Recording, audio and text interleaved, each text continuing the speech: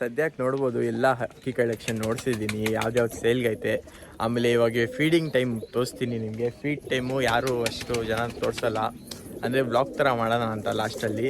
ಇವಾಗ ಇದೆಲ್ಲ ಹಕ್ಕಿ ನೋಡ್ತಾ ಇದ್ದೀರ ತಾನೆ, ಇದೆಲ್ಲ ಓಪನ್ ಮಾಡಿದ್ವಿ, ಇಲ್ಲಿ ಊಟ ಹಾಕ್ತೀವಿ. ಅದು ಸೀನರಿ ನೋಡಿರಿ ನೀವು. ಇವಾಗ ನೋಡಿಸ್ತೀನಿ ಆ ಗೂಡು ಖಾಲಿ ಮಾಡ್ತಾಯಿದ್ವಿ. ಇಲ್ಲಿ ನೋಡ್ಬೋದು ಹಕ್ಕಿಗಳಿಲ್ಲ, ಇಲ್ಲೆಲ್ಲ ಹಕ್ಕಿಗಳು ಐತೆ.